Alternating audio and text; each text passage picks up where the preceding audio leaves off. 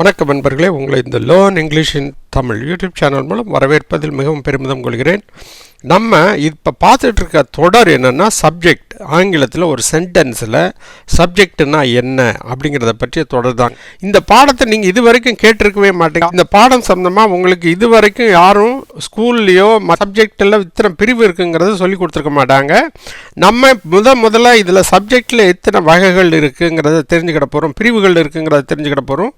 அது தெரிஞ்சாதாங்க உங்களுக்கு முழுமையாக ஆங்கிலத்தில் மிஸ்டேக் இல்லாமல் எழுத முடியும். சரியா? இது சுலபமாக இந்த முறை நான் இந்த சப்ஜெக்டில் எத்தனை பிரிவு இருக்குங்கிறத விளக்கியிருக்கேன். வாங்க பார்க்கலாம். சப்ஜெக்டில் எத்தனை பிரிவு சார் இருக்குது?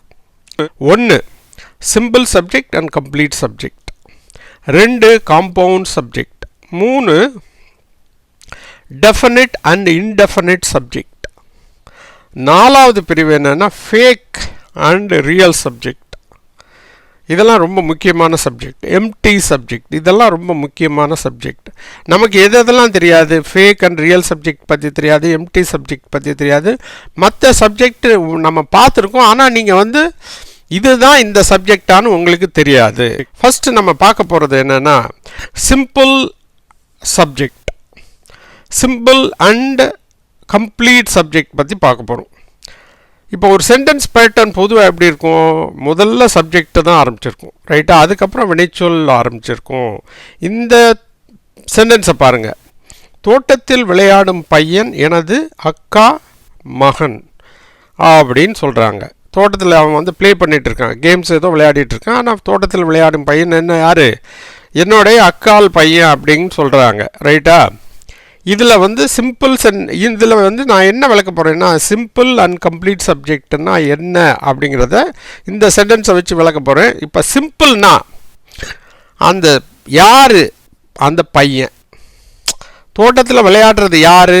அந்த பையன், ரைட்டா? அந்த பையனை மட்டும் சொன்னோன்னா அதுதாங்க simple subject. The boy playing in the garden is my nephew. அக்கால் மகனுக்கு என்னது இங்கிலீஷில்? நெஃப்யூ. அக்கால் மகனுக்கு என்ன இங்கிலீஷில்? Nephew. The boy playing in the garden is my nephew. இதில் அந்த பையனை மட்டும் குறிச்சுன்னா சிம்பிள் சப்ஜெக்ட், வேறு எதையுமே குறிக்காது. கம்ப்ளீட் சப்ஜெக்ட்னா என்ன? தோட்டத்தில் விளையாடுற அந்த பையன், அதுதான் உண்மையான சப்ஜெக்ட் இல்லையா? அந்த முழுமையாக அந்த இதை குறித்ததுன்னா அதுதான் கம்ப்ளீட் சப்ஜெக்ட். அப்போ இதில் நீங்கள் எப்பயுமே ஆன்சர் என்ன தான் இருக்கும்? உங்களோட ரியல் ஆன்சர் என்ன தான் இருக்கும்?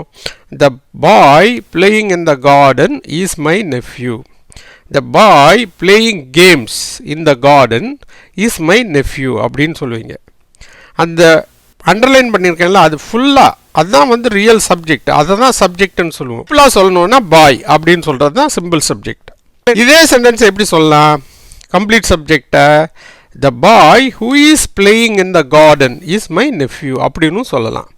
த பாய் அண்டர்லைன் பண்ணியிருக்க பாருங்க, அது வரைக்கும் ஃபுல்லாக என்ன தான் சப்ஜெக்ட் தான். அந்த சப்ஜெக்ட் பேர் என்ன பேர்? Complete subject. இது கம்ப்ளீட் மீனிங் தருது இல்லையா? அதனால தான் இதை என்ன சொல்கிறோம்? கம்ப்ளீட் சப்ஜெக்ட்னு சொல்கிறோம். அந்த தோட்டத்தில் விளையாடுற பையன் இருக்கானே, அவன் தான் என்னோட அக்கா பையன் சொல்லுவோம்ல. யார்? அந்த தோட்டத்தில் விளையாடுற பையன் அப்படின்னு சொல்லுவோம்ல, அதுதான் முழுமையான சப்ஜெக்ட், அதை தான் ரியல் சப்ஜெக்ட், அதுதான் எக்ஸாமில் நீங்கள் இதை தான் சொல்லணும். சென்டென்ஸில் என்ன இருக்குது? ராஜனும் வித்யாவும் கல்யாணம் முடிக்க போகிறார்கள். இதில் 2 பேர் இருக்காங்க. யார்? ராஜன் அண்ட் வித்யா. இப்போ என்ன பண்ணுது? Compound subject. இப்போ தான் சப்ஜெக்டுக்கு வரும். வார்த்தையின் சப்ஜெக்டு தான் முன்னாடி வரும் எப்பயுமே இங்கிலீஷ் சென்டென்ஸில் சொல்லியிருக்கோம். காம்பவுண்ட் சப்ஜெக்டில் மோர் தென் 1 சப்ஜெக்ட் இருக்கும். இதில் எப்படி சார் மோர் தென் 1 சப்ஜெக்டு? ஒன்று ராஜன், இன்னொன்று வித்யா. ராஜனும் வித்யாவும் 2 பேர் இருக்காங்க இல்லையா? அதனால இதுக்கு பேர் என்ன பேர்? Compound subject. Rajan and Vidya are getting married. ஒரு வாக்கியத்தில் மோர் தென் ஒரு சப்ஜெக்ட் இருந்தால் அதுதான் என்னது? Compound subject. இது சிம்பிள் தாங்க. அடுத்து ஒரு உதாரணத்தையும் பார்த்தா ஈஸியாக புரியும். ராஜனோட காரும் பைக்கும் வேலை செய்யலை. யார் என்ற கேள்விக்கு பதில் வருதா? வரல. அப்போ என்ன கேள்வி வரணும்? எது? ராஜனோட காரும் பைக்கும் 2மே வேலை செய்யலை. காம்பவுண்ட் சப்ஜெக்ட் என்னது? ராஜனோட காரு, ராஜனோட பைக்கு, 2 ஐட்டம் இருக்குது, ரைட்டா? இதை எப்படி சார் இங்கிலீஷில் எழுதலாம்? செய்யலைங்கும் போது எப்படி சொல்லணும்னா நெய்தர் ராஜன்ஸ் கார் நார் ஹிஸ் பைக் டஸ் ஒர்க். ரைட்டா? இப்படி தான் சொல்லணும், உல்டாவை மாற்றி சொல்லுவோம். நெய்தர் ராஜன்ஸ் கார் நார் ஹிஸ் பைக் டஸ் ஒர்க். அப்படின்னா ஒர்க் பண்ணுறது அவனோட காரும் இல்லை, அவனோட பைக்கும் இல்லை அப்படிங்கிற மாதிரி அர்த்தத்தில் தான் இங்கிலீஷில் சொல்ல முடியும். அதனோட அர்த்தம் எப்படின்னா, ராஜனுடைய காரும் பைக்கும் வேலை செய்யலை, அவனுக்கு கார் இருந்தும் பைக் இருந்தும் அவனால் யூஸ் பண்ண முடியலை அப்படிங்கிற மாதிரி அர்த்தத்தை சொல்லியிருக்கோம். இதுதான் என்னது, காம்பவுண்ட் சப்ஜெக்ட். அண்டர்லைன் பண்ணியிருக்கிறது ராஜன்ஸ், நெய்தர் ராஜன்ஸ் கார் நார் ஹிஸ் பைக். அது எல்லாமே சேர்ந்தது தான் என்னது, காம்பவுண்ட் சப்ஜெக்ட். முதல்ல யாருங்கிற காம்பவுண்ட் சப்ஜெக்ட் விளக்கணும், இப்போ எதுங்கிற காம்பவுண்ட் சப்ஜெக்டும் விளக்கியிருக்கோம். அடுத்ததை பார்ப்போம். அடுத்து என்ன பார்க்க போகிறோம் அப்படின்னா, ராஜன் அந்த வேலையை செய்தான், டெஃபினிட் சப்ஜெக்ட். இது என்ன சார் டெஃபினிட் சப்ஜெக்ட்? அந்த சப்ஜெக்டில் யார் வர்றாங்களோ, யார் எது என்பதை பற்றி குறிப்பிடப்படுகிறதோ அது உங்களுக்கு தெரிந்த ஒன்றாக இருந்தால், இவன் தான் குறிப்பிட்டு திருடினது இவன் தான் அப்படிங்கிற மாதிரி நீங்கள் குறிப்பிட்டு சொன்னால், அந்த வேலை இவன் தான் செஞ்சான், தட்டை இவன் தான் உடைச்சான் அப்படின்னு சொல்லி மாதிரி டெஃபினட்டாக சொன்னீங்கன்னா, அந்த குறிப்பிட்ட நபரை டெஃபினட்டாக குறிப்பிட்டு சொன்னீங்கன்னா, அந்த குறிப்பிட்டு சொல்லப்படும் நபர் தான் என்னது, டெஃபினிட் சப்ஜெக்ட். ராஜன், இப்போ உங்களுக்கு தான் தெரியும், ராஜன் தான் அந்த வேலையை செஞ்சாங்கிறதுக்கு உங்களுக்கு தெரியும். யார், ராஜன். அந்த ராஜன்கிறது definite subject. Rajan did the work. ரைட்டா? இப்படி தான் டெஃபினிட் சப்ஜெக்ட் சொல்லுவோம். அல்லது இன்னொரு உதாரணத்தையும் பார்த்துடலாம். நீ இந்த கணக்கே போட வேணும், உனக்கு முன்னாடி உங்கள் பொண்ணு இருக்காங்க, அவங்க பொண்ணுகிட்ட என்ன சொல்கிறீங்க, நீ தான் இந்த கணக்கை போடணும், நான் ஹெல்ப் பண்ண மாட்டேன் அப்படின்னு சொல்லும் போது எப்படி சொல்லுவீங்க, நீங்கிறது தான் என்னது, definite subject. You have to solve this maths problem. யூங்கிறது என்னதான் தான் டெஃபினிட் சப்ஜெக்ட். இன்டெஃபினிட்னா என்ன சார்? இன்டெஃபினிட் சப்ஜெக்ட்னா தெரியாத ஒன்று, உங்களுக்கு தெரியாத யாரோ ஒருத்தர். அது பொதுவாக எப்படி இருக்கும், ஏ, ஆன் அல்லது சம் ஆர் எனி வைத்து தான் அந்த சப்ஜெக்டை ஸ்டார்ட் பண்ணும். யாரோ என்னுடைய பேனாவை திருடிட்டாங்க. இதில் எது சார் இன்டெஃபினிட் சப்ஜெக்டு? யாரோ, யாரோங்கிறது தான் என்னது, இன்டெஃபினிட் சப்ஜெக்டு. சம்ஒன், என்னது, சம்ஒன் ஸ்டோல் மை பென். யார், சம்ஒன் ஸ்டோல் மை பென். அந்த சம்ஒன்னுங்கிறது என்னது, அதுதாங்க இன்டெஃபினிட் சப்ஜெக்ட். இந்த சென்டென்ஸை பாருங்கள். ஒரு பெண் உங்களுடைய உதவியை நாடுகிறாள். அந்த பெண் உங்களுக்கு தெரியுமா, தெரியாது. இந்த இடத்துல ஒரு என்ற வார்த்தை வருது, ஏ ஆன் வந்திருந்தாலும் அதுதான் என்னதான், இன்டெஃபினிட் சப்ஜெக்ட். ஒரு பெண், யாரு, ஒரு பெண், அதுதான் என்னது, இன்டெஃபினிட் சப்ஜெக்ட். ரைட்டா? இன்டெஃபினிட் சப்ஜெக்ட் யாரு, எ கேர்ள். Ask your help. அல்லது என்ன பண்ண, ஆஸ்க் ஃபார் யுவர் ஹெல்ப் அப்படின்னு சொல்லலாம், ஆஸ்க் யுவர் ஹெல்ப்னு சொல்லலாம். அந்த ஹெல்ப் கேட்குற பொண்ணு உங்களுக்கு தெரியாது, யாருன்னே தெரியாது. அந்த மாதிரி இருந்தால் அந்த சப்ஜெக்ட்டுக்கு பேர் இன்டெஃபினிட் சப்ஜெக்ட். இனிமேல் பார்க்க போகிறதாங்க மிக முக்கியமான ஒன்று. மதுரையை அடைய 2 வழிகள் இருக்கிறது. இப்போ நம்ம பார்க்க போகிற சப்ஜெக்ட் என்னது, ஃபேக் அண்ட் ரியல் சப்ஜெக்ட். யார் எது என்ற கேள்விக்கு பதிலே வராது. அப்படி வராத ஒரு நேரத்தில் நீங்கள் யூஸ் பண்ணுற சப்ஜெக்ட் தான் ஃபேக் சப்ஜெக்ட். மதுரையை அடைய 2 வழிகள் இருக்கிறது. யார், பதில் வரல. எது, பதில் வரல. ஆனால் சப்ஜெக்ட் மாதிரி என்ன இருக்குது, மதுரை அடைய 2 வழிகள். அதுதான் என்னது, ரியல் சப்ஜெக்ட். என்னது, மதுரை அடைய 2 வழிகள், அதுதான் ரியல் சப்ஜெக்ட். ஆனால் நம்ம எப்படி சென்டென்ஸ் அமைக்கவே முடியாது. திங்க் பண்ணி பாருங்கள். To reach Madurai, to that is not a subject. Even though it is a real subject, we can't use it as a subject. அப்போ we have to introduce fake subject introduce பண்ணணும். அந்த fake subject எப்படி வரும் அப்படின்னா, there are 2 routes to reach Madurai.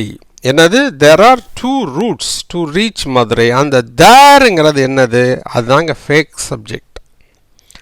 Real subject அது, real சப்ஜெக்ட்டுங்கிறது Madurai அடைய 2 வழிகள். அதை வச்சு நீங்கள் எழுத முடியாது. சப்ஜெக்டாக இருந்தாலுமே அதை வச்சு சென்டென்ஸு டைரெக்டாக ஃபஸ்ட்டில் போட்டு எழுத முடியாது.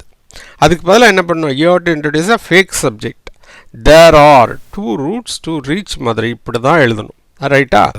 இது எப்படிலாம் வரும் அப்படின்னா, திமிங்கலங்கள் நிலவாழ் உயிரினம் என்று இப்பொழுது நம்பப்படுகிறது. திமிங்கலம் ஒரு காலத்தில் 4 கால் உள்ள ஒரு விலங்காக இருந்துச்சு. 3 பங்கு கடல் நிலமும் 1 பங்கு கடலாக இருக்கும்போது, இப்போ 3 பங்கு கடல் 1 பங்கு நிலமாக இருந்த உடனே அதோட கால சூழ்நிலையில் அதுக்கு என்ன பண்ணிடுச்சு, தண்ணியில் வாழும் உயிரினமாக மாறிடுச்சு.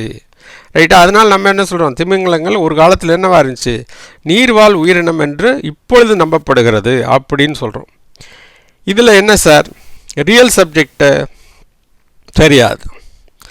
எது, it is believed that whales were land creatures. Whales were land creatures. அந்த இட் இஸ் பிலீவ்டுன்னு போட்டு சென்டென்ஸ் போட்டு தான் உங்களால் எழுத முடியும். ரைட்டா? அந்த இட்டுங்கிற வார்த்தை என்னது, அதுதான் ஃபேக் சப்ஜெக்ட். இப்படி தான் நம்ம எழுதுவோம், it is believed that whales were land creatures. அந்த இட்டு போட்டு எழுதுறோம் இல்லையா, அதுதான் என்னது, ஃபேக் சப்ஜெக்ட். இந்த சப்ஜெக்டை பாருங்கள், எம்டி சப்ஜெக்ட். ஃபேக் சப்ஜெக்ட்டுங்கிறீங்க, இது என்ன எம்டி சப்ஜெக்ட்? எம்டி சப்ஜெக்ட்னா எந்த ஒரு சென்டென்ஸ்லேயோ காலத்தையோ நேரத்தையோ அல்லது தூரத்தையோ குறித்து ஒரு சென்டென்ஸ் இருந்தால் நீங்கள் எம்டி சப்ஜெக்ட் யூஸ் பண்ண வேண்டியது அவசியம். எதெல்லாம், மணி இப்பொழுது 5, எது பதில் இல்லை, யார் பதில் இல்லை. அப்போ யூ ஹவ் டு இன்ட்ரடியூஸ் என்னது, எம்டி சப்ஜெக்ட் இன்ட்ரடியூஸ் பண்ணோம். அப்போ எம்டி சப்ஜெக்ட்டுங்கிறது என்னது அப்படின்னா இட் ஈஸ். அதுதான் அந்த இட் ஈஸுங்கிறது இல்லையா, அதுதான் என்னது, empty subject. It is 5 o'clock now, அப்படி தான் நம்ம சொல்லுவோம். இது டயத்தை சொல்லும்போது. அப்போ இங்கே எது sir empty subject, it is. இப்போ புரியுதா, எம்டி சப்ஜெக்ட்னா என்னன்னு புரியுதா? அடுத்து ஒரு உதாரணம், இப்போ டைம் பற்றி பார்த்தோம், இப்போ வெதரை பற்றி பார்ப்போம். இப்பொழுது மழை பெய்கிறது. சாரி, எம்டி சப்ஜெக்ட் இங்கே யூஸ் பண்ணி தான் ஆகணும். எம்டி சப்ஜெக்ட் என்னது, இட் ஈஸ். என்ன எப்படி வரும், இட் இஸ் ரெய்னிங் நவ். இது வெதரை பற்றி பேசும்போது, it is so cloudy now, ரொம்ப மேகமூட்டமாக இருக்கிறது. It is raining now, it is so windy அப்படின்னு, காற்று வேகமாக அடிக்கிறது அப்படின்னு சொல்லும் போதெல்லாம் இப்போ நம்ம எப்படி தான் யூஸ் பண்ணுவோம், இட் ஈஸ் போட்டு தான் எழுதுவோம். இந்த இட் ஈஸுங்கிறது தான் என்னது, எம்டி சப்ஜெக்ட். இது வெதரை குறிக்கிறது. இப்போ டிஸ்டன்ஸ், மருத்துவமனைக்கு போகிறதுக்கு 2 கிலோமீட்டர் இருக்குது. இந்த நேரத்தில் நீங்கள் என்ன தான் யூஸ் பண்ண முடியாது, சப்ஜெக்ட் யூஸ் பண்ண முடியாது. அப்போ நீங்கள் என்ன சப்ஜெக்ட் தான் யூஸ் பண்ண, எம்டி சப்ஜெக்ட், இட் ஈஸ். எப்படி, இது distance, it is 2 kilometers to hospital. It is 4 kilometers to the hospital. Right? It is 1 kilometer to the shopping complex. அப்படின்னு சொல்லுவோம். இந்த மாதிரி இட் இஸ் யூஸ் பண்ணி தான் நீங்கள் எழுத முடியும். இதை தான் எம்டி சப்ஜெக்ட்னு சொல்லுவோம். சரியா? இவ்வளோதாங்க. உங்கள் வீட்டு பக்கத்தில் தமிழ் வழியில் படிக்கும் மாணவ மாணவிகள், கல்லூரி அன்பர்கள், ஆங்கிலத்தை எழுத படிக்க வரும் தமிழ் அன்பர்கள் இருந்தால் இந்த சேனலை பற்றி எடுத்து சொல்லுங்கள். இந்த சேனலை நீங்கள் சப்ஸ்கிரைப் பண்ணலைன்னா ப்ளீஸ் சப்ஸ்கிரைப் பண்ணுங்கள். அதோடு மட்டும் இல்லாமல் இந்த பெல் ஐக்கானை கிளிக் பண்ண மறந்துடாதீங்க. அப்படி கிளிக் பண்ணுறதுனால நாங்கள் போடுற வீடியோக்கள் அனைத்து உங்களுக்கு உடனுக்குடன் வந்து சேரும் என்பதை இதன் மூலம் தெரிவித்துக் கொள்கிறோம். மேலும் இந்த சேனலின் பயன் உலகம் முழுமைக்கும் உள்ள தமிழ் பேசும் நமது சொந்தங்களுக்கு சென்றடைய இந்த சேனலை பற்றிய விவரங்களை வாட்ஸ்அப்பிலோ அல்லது ஃபேஸ்புக்கிலோ ஷேர் பண்ணுங்கள் என்று தாழ்மையின்பட்ட கேட்டுக்கொள்கிறேன். நண்பர்களே, நன்றி, வணக்கம். மீண்டும் சந்திப்போம் அடுத்த ஒரு புதிய தொடரில்.